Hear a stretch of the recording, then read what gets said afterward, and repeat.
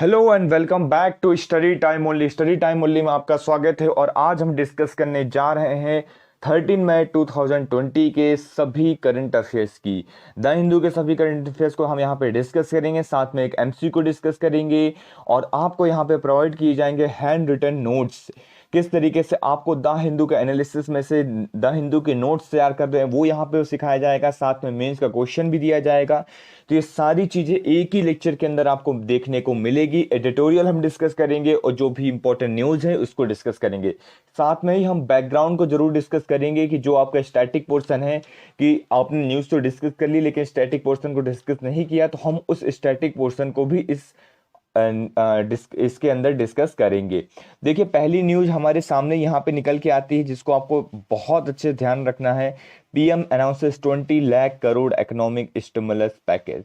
हमने कई बार previous lectures में इकोनॉमिक स्टिमुलस पैकेज की बात की है। क्या होता है स्टिमुलस पैकेज, क्या होता है इकोनॉमिक स्टिमुलस, क्या होता है, इसके बारे में हमने डिटेल में डिस्कस किया हुआ है। आज हम इसके बारे में और बहुत सारी चीज़ें देखेंगे जो कि आप यहाँ पे न्यूज़पेपर में देख पा रहे होंगे कि 20 लाख करोड़ का एस्टिमेटेड 10 जो है स्टिमुलस पैकेज अनाउंस किया है नरेंद्र मोदी जी ने। 10% ऑफ जीडीपी, जो कि एस्टिमेट करता है 10% ऑफ जीडीपी, ये साफ साफ मोदी जी ने अपनी स्पीच में कहा है। क्योंकि काफ़ी लोग यहाँ पे सवाल उठा रहे थे कि 1% ऑफ जीडीपी यूज कर रहे हैं इकोनॉमिक स्टिमुलस के लिए और जो है इंडिया इतने अच्छे तरीके से यूज नहीं कर रहा है, इसलिए इन्होंने ये चीज़ की है। और आत्मनिर्भर भारत की यहाँ पे बात करी है, जिसे आप कहते हैं सेल्फ रियलाइंट और रेजिलेंट इंडिया। तो इसके बारे में हम डिटेल में डिस्कस करेंगे। वसुदेव कुटुंबकम का कॉन्सेप्ट दिया है, इसको हम डिस्कस करेंगे। यहाँ पे पिलर्स दिए हुए हैं कि हमारी जो इकोनॉमी उसके कौन कौन से पिलर्स हैं, उसके बारे में हम डिस्कस करेंगे सेल्फ रियलाइंट के। तो ये सारी चीजें हम डिस्कस करने वाले हैं अपने हैंड रिटन नोट से। तो आप यहाँ पे देख पा रहे होंगे 20 लाख करोड़ रुपीस का पैकेज दिया गया है, that is the 10% of the GDP. देखिए, इसके अंदर जो है बहुत सारी चीज़ें इंक्लूड हैं, आपको समझना है। जैसे आरबीआई के द्वारा जो चीज़ दी जाएगी वो भी इसके अंदर इंक्लूड है। जो 10% ऑफ जीडीपी है हमारी, 20 लाख करोड़ रुपीस अनाउंस किया है। और गवर्नमेंट का जो भी ये सारी चीज़ें हो रही है और प्रधानमंत्री गरीब कल्याण योजना के तहत जो किया गया था वो सारी चीज़ें भी इसके अंदर इंक्लूड रहेंगी। तो चलिए, सबसे पहले हम अपने मोदी जी की स्पीच की ओर चलते हैं। पहले स्पीच में हम आ चुके हैं। अब स्पीच के अंदर क्या बताया गया है, बहुत इंपॉर्टेंट पॉइंट्स को मैंने अलग कर दिया है। सेल्फ डिपेंडेंस की बात करी गई है। एक तरीके से यहाँ पे बताया गया है, प्रधानमंत्री मोदी जी ने हमारे बताया है कि आपको क्या होना है, सेल्फ डिपेंडेंस होना है। That means focus on the capital centric, focus is not on the capital centric world order but on the welfare unity. तो मोदी जी ने बताया है, वेलफेयर यूनिटी की बात करी है कि हमें जो है वेलफेयर यूनिटी की ओर आगे बढ़ना चाहिए। सिर्फ हम इकोनॉमी पे, ऐसा नहीं कि सिर्फ इकोनॉमी को बढ़ा रहे हैं और देश और दुनिया की बातें नहीं कर रहे हैं, जो गरीब लोग हैं और लोग हैं उनका ध्यान नहीं दे रहे हैं। तो यहाँ पे चीज़ बताई गई है और यहाँ पे डिस्कस किया है, एक वर्ड यूज किया है वसुधैव कुटुंबकम, जो कि हमारे संस्कृत से लिया गया है। इसका मतलब होता है वसुधैव कुटुंबकम, सारा संसार ही हमारा परिवार है। तो ये चीज़ आपको याद रखना है, सारा संसार ही हमारा परिवार है। तो ये वेलफेयर यूनिटी की ओर हमारा एक कदम है, एक बहुत अच्छा कदम है जो कि हमने उठाया है। इस तरीके से चीज़ें हमको भी ध्यान रखना चाहिए। यहाँ पे सेल्फ रियलाइंट इंडिया की बात की जा रही है कि आपको सेल्फ रियलाइंट बनना है। उसके यहाँ पे 5 पिलर्स बताए गए हैं। सेल्फ रियलाइंट बनने के लिए आपके पास कितने पिलर्स है, 5 पिलर्स है। 5 पिलर्स आपसे क्वेश्चन में पूछा जा सकता है, आपको याद रखना है कौन कौन से हैं। इकोनॉमी, ये एक बहुत बड़ा हमारा पिलर है, सेल्फ रियलाइंट होना। इंफ्रास्ट्रक्चर हमें मजबूत करना है और एक नए इंफ्रास्ट्रक्चर की ओर बढ़ना है। थर्ड नंबर पे टेक ड्राइवन सिस्टम, टेक्नोलॉजी का यूज करना है, किस तरीके से हम एडवांस टेक्नोलॉजी का यूज करके आगे बढ़ सकते हैं। वाइब्रेंट डेमोग्राफी का यूज करना है, जो हमारे इंडिया के अंदर इतनी ज़्यादा डेमोग्राफी है जो देखने को मिलती है, वाइब्रेंट डेमोग्राफी, उसका हमें फ़ायदा उठाना है, यूज करना है। डिमांड, जैसे कि आप सभी लोग जानते हैं, इतनी बड़ी कंट्री है, इतने सारे लोग रहते हैं, इतनी बड़ी जनसंख्या है, तो हमारे यहाँ डिमांड भी बहुत ही तेजी से अराइज हो रही, तो उसको हमें फुलफिल करना। अगर हम अपनी खुद की डिमांड को फुलफिल कर पाते हैं तो हम एक बहुत बड़ी इकोनॉमी बन जाएंगे। इसमें कोई दो राय नहीं है। वोकल अबाउट लोकल, ये जो फ्रेज है, ये जो वर्ड है, इसको आपको बहुत अच्छे से याद रखना है। एक ये अपने में ही जो शब्द है ये बहुत बड़ी बात कहता है। अगर आप इसको मेंस आंसर राइटिंग में यूज करेंगे तो बहुत अच्छा इंपैक्ट देखने को मिलेगा। Vocal about local, the local supplier have met our demand. एक तरीके से यहाँ पे बताया गया है कि आप लोकल, जैसे कि आप सभी लोगों के एग्जांपल देखता हूँ कि जो आप कहते हैं ना आपके पास थोड़ा ज़्यादा पैसा आ जाते हैं तो आप ब्रांड की तरफ मूव करते हैं कि यार ये ब्रांड बहुत अच्छे कपड़े बनाता है, अब ये इस ब्रांड के कपड़े बहुत अच्छे हैं। एक एग्जांपल ले रहा हूँ मैं। तो वो ब्रांड कैसे बना, पहले तो जब वो स्टार्टिंग में आया होगा तो वो भी लोकल रहा होगा, उसको भी कोई नहीं जानता था। लेकिन धीरे धीरे लोगों ने उसको पसंद किया, जब लोगों ने पसंद किया, उसकी क्वालिटी देखे, उसको पसंद किया, तो उसका चर्चा किया, आपस में बताया, तो उसको लोग खरीदना ज़्यादा कर दिए। जब ज़्यादा खरीदना स्टार्ट कर दिए तो क्या हुआ, उसने अपने प्राइस को हाई कर लिया। जब अब डिमांड बढ़ गई तो उसने प्राइस को हाई कर लिया और वही चीज़ क्या बन गई, एक ब्रांड बन के आ गई। तो यहीं पे मोदी जी का कहना है vocal about local.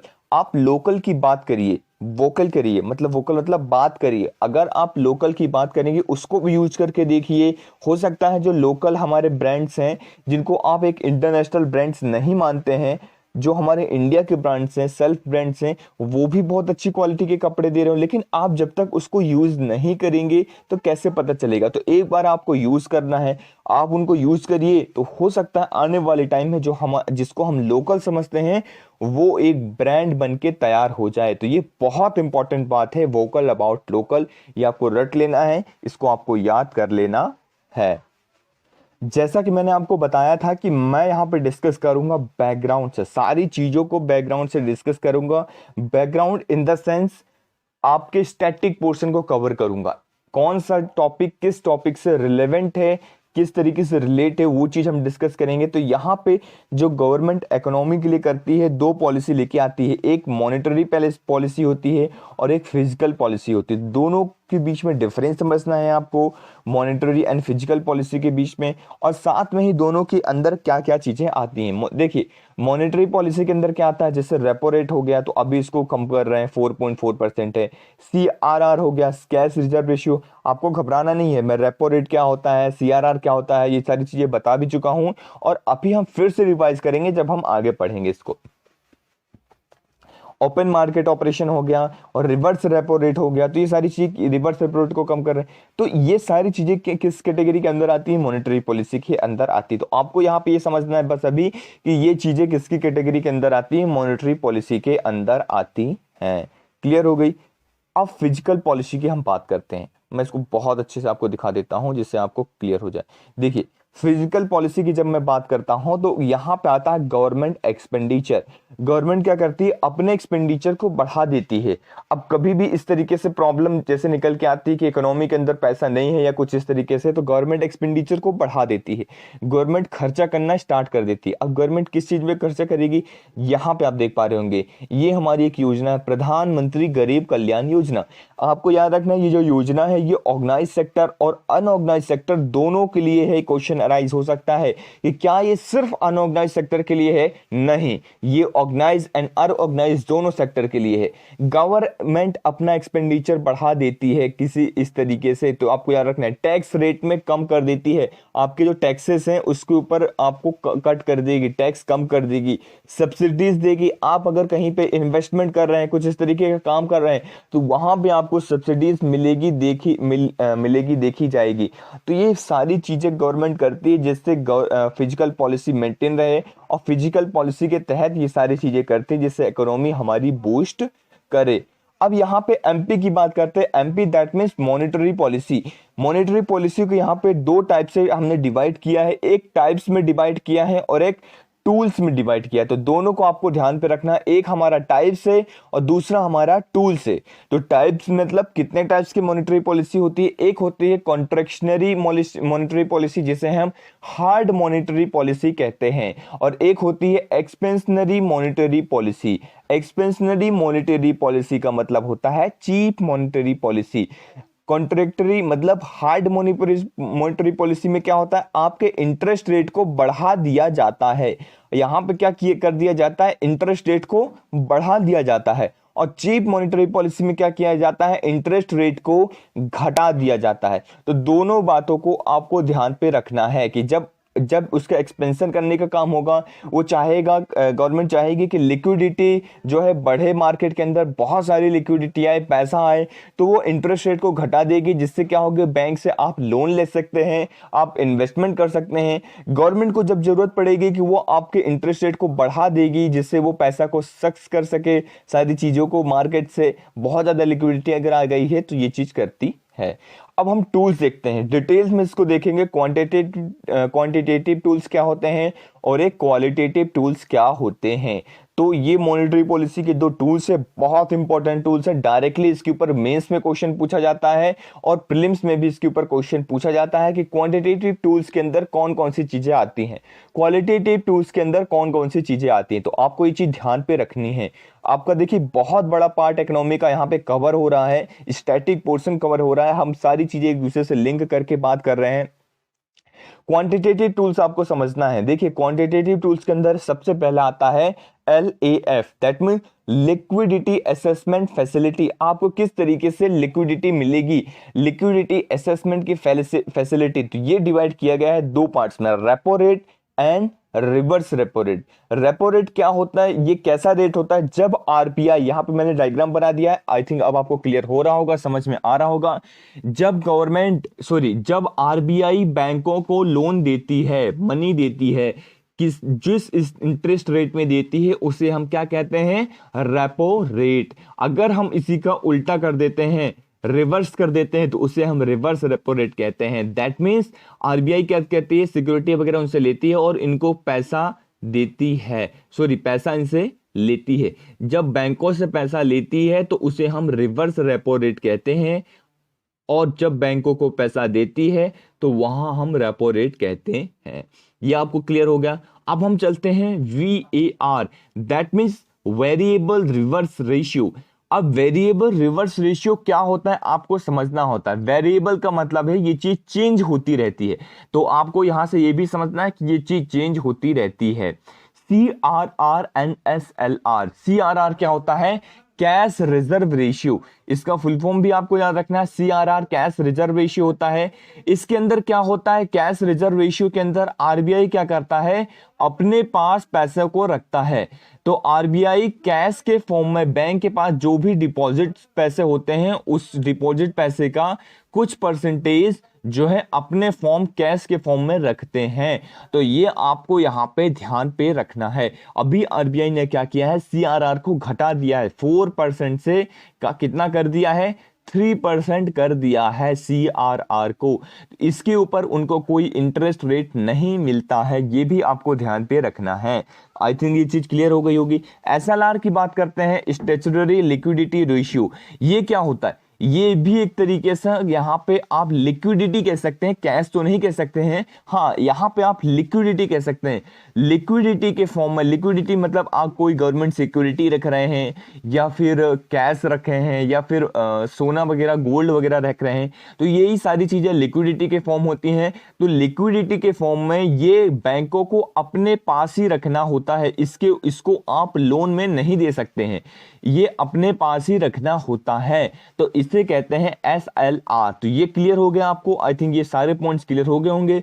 Bank rate, इसके देखिए ये जो है क्वांटिटेटिव टूल्स है, क्वांटिटेटिव टूल्स के अंदर बैंक रेट भी आता है, MSF आता है, marginal standing facility. Bank rate जिस रेट में बैंकों को नॉर्मली जो है RBI देती है, इंटरेस्ट रेट में देती है, बोरो कर मतलब पैसा देती है, तो उसे हम बैंक रेट कहते हैं।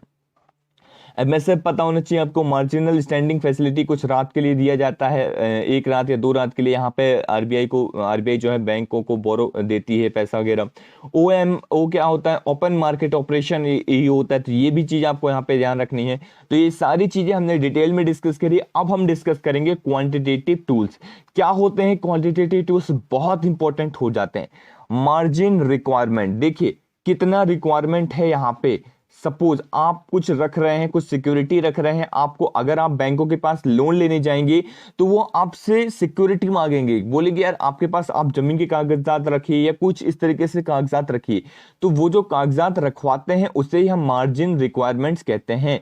तो ये क्लियर हो गया आपका। मोरल सक्सेशन, नैतिक दबाव के तौर पे, जैसे सपोज आज का टाइम अगर आप लें वो एक मोरल सक्सेशन है। आज जरूरत है कि आप वो क्वांटिटेटिव टूल्स में से मोरल सक्सेशन करें और लोगों को लोन दे जिससे इन्वेस्टमेंट बढ़े। आज जरूरत है इंडिया को इन सारी चीजों की।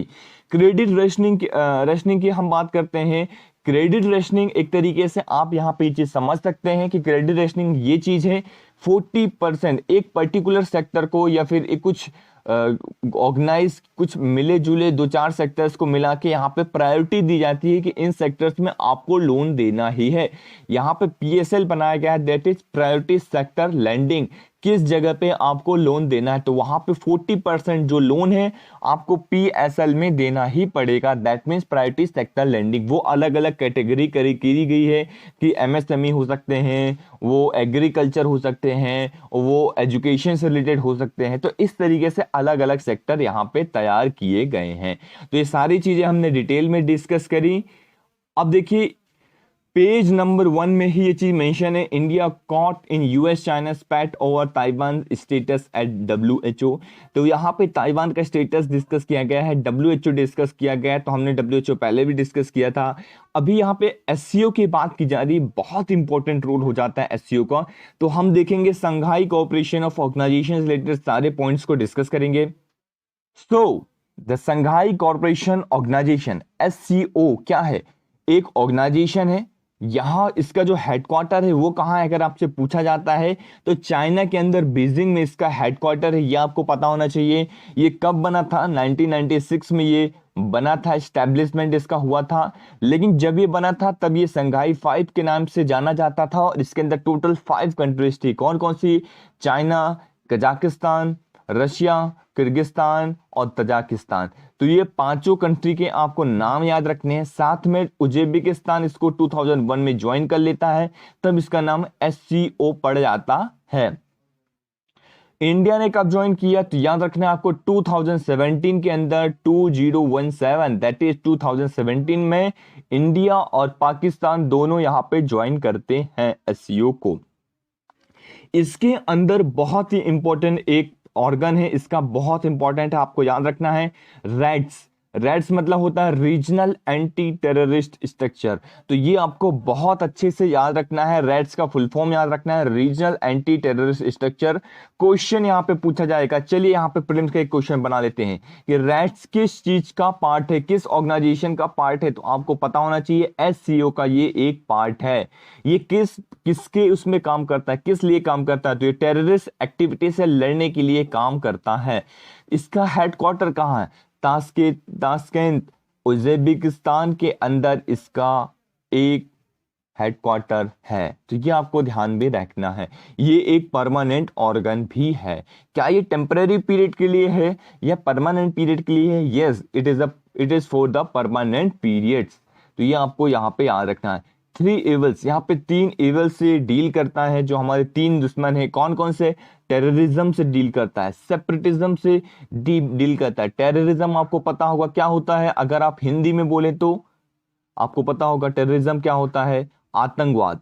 सेपरेटिज्म क्या होता है? अलगाववाद। अगर कोई चीज अलग हो रह के उस तरीके से कुछ तरीके से काम करे तो सेपरेटिज्म। और एक्सट्रीमिज्म मतलब बिल्कुल एक्सट्रीम होके वो चीज काम कर रहे हैं। तो इन तीनों से यहाँ पे ये 3 इविल से डील करता है। तो चलिए मूव करते हैं हमारे नेक्स्ट आर्टिकल की ओर। So the next article which we are going to discuss is in page number 6 and it is in editorial section. तो एडिटोरियल सेक्शन के अंदर हमारा आर्टिकल्स रहेगा। देखिए यहाँ पे एक छोटा सा जैम है, तो यहाँ पे एक छोटी सी पॉइंट्स हैं, इसके अंदर बहुत सारी चीजें अननेसेसरी दी गई हैं। तो इसको आपको डिटेल में पढ़ने की बिल्कुल भी जरूरत नहीं है। बस आपको याद रखना है जन धन, आधार और मोबाइल, ये जैम का फुल फॉर्म होता है। ये क्या होता है, छोटी छोटी चीजें मैं आपको आगे बता दूंगा, तो इसको आपको घबराने की जरूरत नहीं है। ये आर्टिकल इंपॉर्टेंट हो जाता है, इंडिलिकेट इम्बैलेंस। यहाँ पे सुप्रीम कोर्ट के जजमेंट का यहाँ पे डिस्कस किया गया है और जम्मू कश्मीर के बारे में बताया गया है कि क्या किस चीज।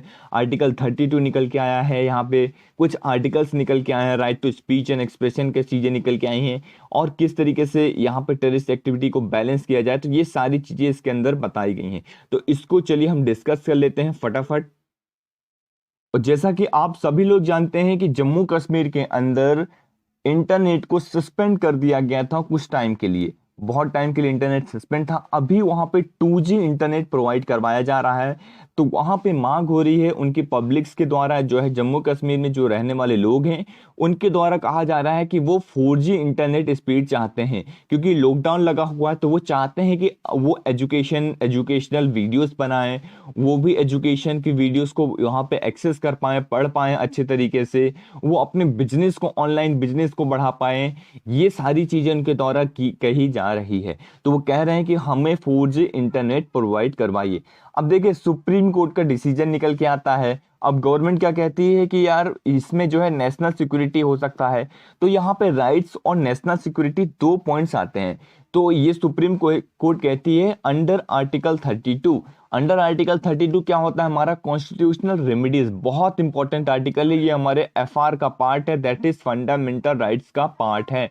दैट मीन्स कॉन्स्टिट्यूशनल रेमेडीज, अगर आपका कोई भी फंडामेंटल राइट्स का उल्लंघन हो रहा है, अगर आपका फंडामेंटल राइट्स को कोई फॉलो नहीं कर रहा है, नहीं उल्लंघन हो रहा है, तो वहां पे आप डायरेक्टली सुप्रीम कोर्ट में पहुंच सकते हैं। तो सुप्रीम कोर्ट ने डिसीजन दिया है, यहाँ पे बैलेंस अप्रोच अपनाने की बात की है राइट्स और नेशनल सिक्योरिटी के बीच में, कि उनके राइट्स भी बने रहें और नेशनल सिक्योरिटी को भी थ्रेट ना हो। तो चलिए देख लेते हैं राइट्स और नेशनल सिक्योरिटी के बारे में क्या कहा है, किस तरीके से कहा है। यहां पे सबसे पहला पॉइंट निकल के आता है राइट्स के अंदर। हम देखते हैं 2 आर्टिकल्स को बाय हार्ट आपको याद रखना है।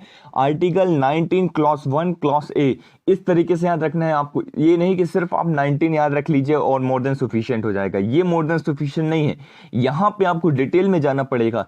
क्यों? क्योंकि ये एक फंडामेंटल राइट है और काफी इस यूपीएससी जो है इस तरीके से आप थोड़ा अंदर से क्वेश्चन पूछने लगी है। तो आर्टिकल 19 क्लॉज 1 क्लॉज ए के अंदर क्या बताया गया है, fundamental right of speech and expression के बारे में बताया गया है। तो जो कि आता है यहाँ पे सुप्रीम कोर्ट के द्वारा बताया गया कि इंटरनेट जो है स्पीच एंड एक्सप्रेशन का एक बहुत इंपॉर्टेंट पार्ट है, तो इसलिए ये जो है एक्सेस होना चाहिए। एक यहाँ पे सेकंड नंबर पे फ्रीडम ऑफ प्रोफेशन।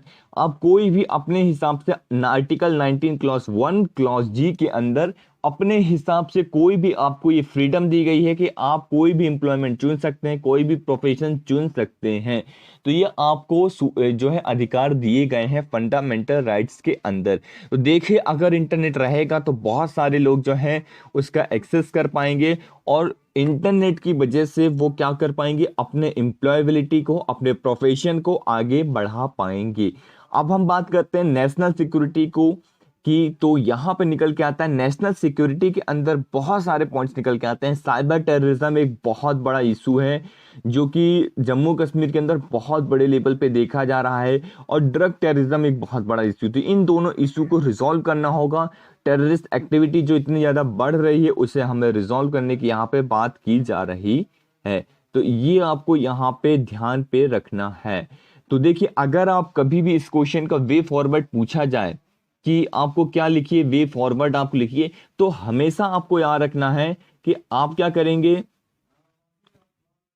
आपको क्या करना है, पॉजिटिव वे में क्रिटिसिज्म लिखना है। देखिए कभी भी आप किसी भी चीज का क्रिटिसिज्म कर रहे हैं या कभी किसी को फीडबैक दे रहे हैं तो एक इतनी तरीके से नहीं देना कि यार आपको बिल्कुल कुछ भी नहीं आता है या आपको कुछ नहीं मालूम है, इस तरीके से कभी नहीं करना, उसका मोरल डाउन नहीं करना है। आपको क्या करना है, पॉजिटिव वे में क्रिटिसिज्म देखना है कि हाँ आपको यहाँ पे इंप्रूवमेंट की जरूरत है। तो यही तरीके से वे फॉरवर्ड में, क्योंकि हम एग्जाम की प्रिपरेशन, जिस एग्जाम की प्रिपरेशन कर रहे हैं वहां पे हमारा पॉजिटिव माइंडसेट होना बहुत जरूरी है। अगर आप पॉजिटिव माइंडसेट आज से बना के चलेंगे तभी आप आंसर राइटिंग में भी वो आपका जो है पॉजिटिव माइंडसेट दिख पाएगा। तो आपको वे फॉरवर्ड भी इसी तरीके से लिखना है। क्या लिखना है वे फॉरवर्ड के अंदर, आपको यहाँ पे वे फॉरवर्ड के अंदर लिखना है कि यस आप यहाँ पे नेशनल सिक्योरिटी और राइट्स के बीच में बैलेंस बना के रखिए। दोनों के बीच में बैलेंस कैसे बनेगा कि आप जो भी ऐसे इलाके हैं जम्मू कश्मीर के अंदर, कुछ ऐसे एरियाज हैं जहाँ पे शांति बनी हुई है, तो वहाँ पे क्या करिए कि कुछ टाइम के लिए इंटरनेट 4G स्पीड प्रोवाइड करवाइए। ऐसा मत करिए कि पूरे स्टेट के अंदर एकदम से प्रोवाइड करवा दीजिए, जिससे नेशनल सिक्योरिटी का एक प्रॉब्लम आ सकती है। धीरे धीरे स्टार्ट करिए और देखिए कि क्या उसका रिजल्ट आ रहा है। फिर जब उसका जो रिजल्ट आए उसके बेसिस में उसको बढ़ाते जाइए। तो ये एक तरीके से मेरी तरफ से था। आपके भी अगर कुछ पॉइंट्स है तो वो भी आप पॉइंट्स रख सकते हैं और बता सकते हैं कमेंट सेक्शन के अंदर। तो ये सारी चीजें हमें करना चाहिए। आपको मैं आपके विचार जरूर जानना चाहूंगा, कमेंट सेक्शन में जरूर आप यहाँ पे लिखाइए अपने थॉट्स को। चलिए नेक्स्ट आर्टिकल को मूव करते हैं। देखिए यहाँ पे आप देख पा रहे होंगे riding rough short over state government. तो यहाँ पे ये जो आर्टिकल है इसके अंदर आपको देखने को मिलेगा कि गवर्नमेंट को बहुत ज़्यादा क्रिटिसाइज किया जा रहा है, बहुत इस तरीके से लेवल में बात की जा रही है। तो अपने को मैं जो बोल रहा था ना कि आपको पॉजिटिव क्रिटिसिज्म देना है, तो वही यहाँ पे काम आएगा। आपको पॉजिटिव क्रिटिसिज्म यहाँ पे भी देना है कि ऐसा नहीं है। बहुत सारी चीज़ें यहाँ पे टॉप डाउन अप्रोच की बात की जा रही है और बहुत सारी इस तरीके से चीज़ों के बारे में बात की जा रही है। तो हम ये दोनों आर्टिकल को देखेंगे, कोऑपरेटिव फेडरलिज्म वाला भी और रिफरेम कोऑपरेटिव फेडरलिज्म क्या होता है और riding of out state government. तो ये सारी चीज़ों को हम मिला के एक बहुत अच्छा आर्टिकल, हमने बहुत अच्छे नोट्स बनाए हैं, तो उसको हम इसके अंदर देखेंगे। यहाँ पे राइटर के द्वारा कहा जा रहा है कि यहाँ पे राइटर क्या करता है, गवर्नमेंट को एक तरीके से क्रिटिसाइज कर रहा है। देखिए अगर आप गवर्नमेंट के उसमें काम करने जा रहे हैं तो आपको इस तरीके से कभी भी गवर्नमेंट को क्रिटिसाइज नहीं करना है। देखिए मैं ये नहीं कह रहा हूं कि आपको आंखें बंद कर लेनी, गवर्नमेंट को क्रिटिसाइज नहीं करना है, लेकिन आप क्रिटिसिज्म के साथ वहां पे एक पॉजिटिव क्रिटिसिज्म करिए, वहां पे वे फॉरवर्ड दीजिए कि सर आप ऐसा कर सकते हैं, इससे हमारी इकोनॉमी आगे जा सकती है। एक एग्जांपल दे रहा हूं आपको, एक वहां पे पॉइंट आउट करिए पर्टिकुलर चीज को, अगर उस चीज को आप क्रिटिसाइज कर सकते हैं तो ये आपकी अप्रोच होनी चाहिए आंसर राइटिंग लिखने के टाइम। तो यहाँ पे दो अप्रोच होती है, एक होती है टॉप डाउन अप्रोच और एक होती है बॉटम अप अप्रोच। तो यहाँ पे बात की जा रही है, ये एक तरीके से बताया जा रहा है कि कोविड-19 से रिलेटेड जो भी यहाँ पे मीटिंग्स होती हैं, जो भी यहाँ पे डिसीजंस लिए जाते हैं, वो डायरेक्टली सेंटर के द्वारा लिए जाते हैं और स्टेट का कोई रोल नहीं है। तो ये बहुत ही एक ऐसे, पता नहीं कैसे ये लोग राइटर यहाँ पे ये चीजें लिख दी हैं। मेरा तो बिल्कुल इस तरीके से व्यू नहीं है, क्योंकि देखिए आप लोग भी देख रहे होंगे वेरियस मीटिंग्स हो रही हैं स्टेट गवर्नमेंट्स के द्वारा, सीएम्स के वर्चुअल मीटिंग इतनी सारी हो रही वीडियो कॉन्फ्रेंसिंग के थ्रू। और हमें आज जो है डिजास्टर जो हमारा इतना बड़ा निकल के आया है, वहां पे साथ में काम करने की जरूरत है। कोऑपरेटिव फेडरलिज्म को लेके चलने की बहुत ज्यादा जरूरत है। तो ये आपको यहाँ पे याद रखना है। इन्होंने बॉटम अप्रोच ऐसा अप्रोच होता है कि जहाँ पे स्टेट की रिक्वायरमेंट्स पूछी जाती है, फिर सेंटर उसके ऊपर क्या करता है, लॉ बनाता है। और टॉप डाउन अप्रोच वो होता है जहाँ पे सेंटर लॉ बना देता है और डायरेक्टली इंप्लीमेंट कर देता है स्टेट गवर्नमेंट के ऊपर। तो ये आपको यहाँ पे याद रखना है। दोनों पे डिफरेंस आपको क्लियर हो गया होगा। यहां पे कुछ पॉइंट्स को और देखते हैं हम, जैसे कि जो बॉटम अप अप्रोच की बात की जा रही है कि यहाँ पे टॉप डाउन अप्रोच की बात की जा रही है, पर मैं बात करता हूँ यहाँ पे बॉटम अप अप्रोच है। मेरा पॉइंट ऑफ व्यू ये है कि यहाँ पे बॉटम अप अप्रोच है, क्योंकि गवर्नमेंट क्या कर रही है, सेंट्रल गवर्नमेंट वेरियस मीटिंग्स आप लोगों को भी देखने को मिल रही होगी, वर्चुअल मीटिंग सीएम के साथ होती रहती हैं, इन सभी सीएम्स के साथ यहाँ पे होती रहती हैं। तो उससे क्या हो गया, यहाँ पे डिसीजन साथ में मिलकर लिए जाते हैं, उनसे पूछा जाता है। कई स्टेट गवर्नमेंट तो ऐसे भी हैं कि सेंट्रल के लॉकडाउन लगाने से पहले ही स्टेट गवर्नमेंट ने अपने अपने स्टेट में एक्सटेंड कर दिया था लॉकडाउन को। तो ये क्या है, ये सारी चीजें दिखाती हैं कि एक बॉटम अप अप्रोच कितनी अच्छे से मूव हो रहा है। अब थोड़ा सा कुछ हम लोगों की अथॉरिटी की बात कर लेते हैं। According to the disaster management act 2005, देखिए डिजास्टर मैनेजमेंट एक्ट 2005 के तहत, इस एक्ट के तहत क्या होता है, सेंट्रल गवर्नमेंट को ये पावर दी गई है कि वो गाइडलाइंस जारी कर सकती है, वो ऑर्डर दे सकती है, वो डायरेक्शन दे सकती है स्टेट गवर्नमेंट को। तो ये तो यहाँ पे डिजास्टर मैनेजमेंट एक्ट 2005 के तहत ये जो है सेंट्रल गवर्नमेंट को पावर तो मिली हुई है, लेकिन फिर भी सेंट्रल गवर्नमेंट कंसल्ट करता है यहाँ पे स्टेट गवर्नमेंट से। यहाँ पे फिर नेक्स्ट निकल के आता है एपिडेमिक डिजास्टर एक्ट 1897। तो ये जो एपिडेमिक डिजास्टर एक्ट 1897 है, यहाँ पर स्टेट्स को पावर दी गई है कि स्टेट्स अपने अपने लेवल पे सारी चीज़ें कर सकते हैं। तो ये क्या हो गया, हमारे एक बैलेंस अप्रोच हो गया, हमने एक बैलेंस आंसर यहाँ पर लिख दिया कि एक यहाँ पे सेंटर का भी बात कर ली हमने और एक स्टेट की भी बात कर ली। तो इस तरीके से आपको आंसर में चीज़ों को लिखना है और पॉइंट आउट करना है कि हमने अपने जो आर्ग्यूमेंट्स दिए हैं, आर्ग्यूमेंट को सपोर्टिव रोल करने के लिए हमने यहाँ पे फैक्ट्स भी डाले हुए हैं। आगे चलते हैं। यहाँ पे देखिए, आप सभी लोग जानते हैं 3 लिस्ट बनी हुई है। 3 लिस्ट कौन कौन सी है? यूनियन लिस्ट जिसके ऊपर जो है सेंट्रल गवर्नमेंट लॉ बनाती है, स्टेट लिस्ट जिसके ऊपर स्टेट गवर्नमेंट लॉ बनाती है, एंड कंकरेंट लिस्ट जिसके ऊपर दोनों लॉ बनाती है, state and central government. But अगर दोनों में कहीं कॉन्फ्लिक्ट नजर आता है तो वहां पे सेंट्रल गवर्नमेंट के लॉ प्रिवेल होते हैं। और ये जो लिस्ट है वो शेड्यूल 7 के अंदर हमारी मेंशन है। आपको सारे के सारे शेड्यूल याद होने चाहिए। डिजास्टर मैनेजमेंट जो है कहीं पे भी नहीं है। अगर कोई भी ऐसी चीज, कोई भी ऐसा सब्जेक्ट जो इन तीनों लिस्ट में नहीं आता है तो वो कहाँ पे जाएगा? वो जाएगा रेसिड्यूरी पावर के अंदर, रेसिड्यूरी सब्जेक्ट्स के अंदर। दैट मीन्स उसके ऊपर कौन लॉ बना सकता है? Central government. तो याद रखना है, डिजास्टर मैनेजमेंट कहीं पे भी मेंशन नहीं है, ना कि यूनियन लिस्ट में है, ना स्टेट लिस्ट में है, एंड ना ही कंकरेंट लिस्ट में है। तो यहां से भी सेंट्रल गवर्नमेंट को पावर मिल जाती है कि सेंट्रल गवर्नमेंट उसके ऊपर लॉ बना सकती है।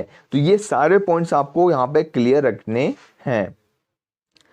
And the next article which we are going to discuss is in page number 8 and this is do number matters in Rajya Sabha.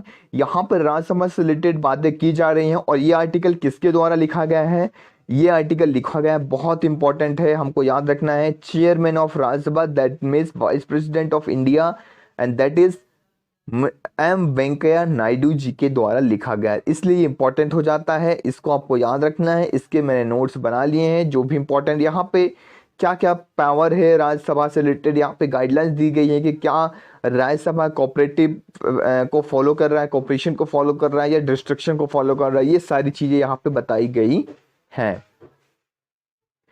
तो चलिए सबसे पहले हम देख लेते हैं राज्यसभा वर्सेस लोकसभा। यहाँ पे हम देखेंगे राज्यसभा की कुछ स्पेशल पावर्स, लोकसभा की कुछ स्पेशल पावर्स, इनके बीच में क्या पावर्स हैं, ये सारी चीजें हम डिस्कस करेंगे। तो यहाँ पे आपको दिख रहा होगा, देखिए लोकसभा को एक स्पेशल पावर दी गई है कि जो मनी बिल है वो हमेशा इंट्रोड्यूस कहाँ होता है? लोकसभा के अंदर। तो ये आपको याद रखना है कि मनी बिल हमेशा लोकसभा के अंदर सबसे पहले इंट्रोड्यूस होता है और राज्यसभा के पास इससे रिलेटेड कोई भी पावर नहीं होती है। वो सिर्फ इसे 14 दिन तक देख सकता है और इसमें रिकमेंडेशन दे सकता है। अगर वो चाहे तो लोकसभा इसे फॉलो करे, ना चाहे तो ना करे। तो 14 दिन के लिए टाइम पीरियड होता है और 14 दिन में अगर राज्यसभा ने पास नहीं किया तो वो अपने आप पास हो जाएगा। तो ये एक स्पेशल पावर है लोकसभा की। लेकिन राज्यसभा के पास भी हमारी स्पेशल पावर है। जैसे ऑल इंडिया सर्विसेज, अगर कोई भी नई ऑल इंडिया सर्विसेज लानी है तो वो किसके पास पावर है? राज्यसभा के पास पावर वो दी जाती है। तो वो under the article 312 of the constitution, जैसे ऑल इंडिया सर्विस जो है, राज्यसभा कोई भी ऑल इंडिया सर्विस बना सकती है और हटा सकती है।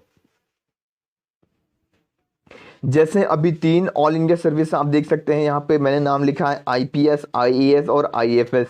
तो यहाँ पे ये ऑल इंडिया लेवल की सर्विसेज हैं, तो इसको आपको ध्यान रखना है। अगर कुछ नई सर्विसेज जोड़ना हो तो वो अंडर आर्टिकल 312 ये राज्यसभा कर सकती है।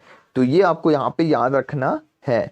स्टेट लिस्ट सब्जेक्ट, जो स्टेट लिस्ट के सब्जेक्ट है उस पर अगर कानून बनाना है, अगर उसको आगे लेके आना है या स्टेट लिस्ट सब्जेक्ट को सेंटर में लेके आना है तो वो कौन कर सकता है? वो पार्लियामेंट कर सकती है, लेकिन उसको इनिशिएट करना पड़ेगा राज्यसभा के अंदर ही।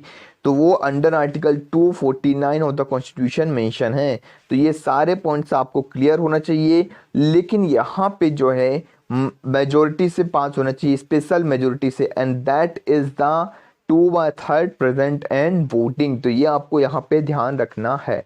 अब हम बात करते हैं कॉर्पोरेशन की। कॉर्पोरेशन की बात बहुत इंपॉर्टेंट हो जाती है।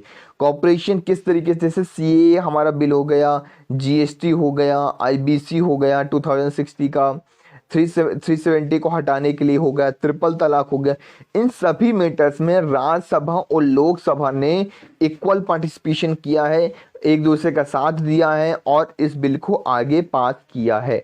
तो ऐसा नहीं है, राज्यसभा भी बहुत अच्छे रोल यहाँ पे प्ले कर रही है, इसको हमें बताना है, पॉजिटिव वे में बताना है सारी चीज़ों को।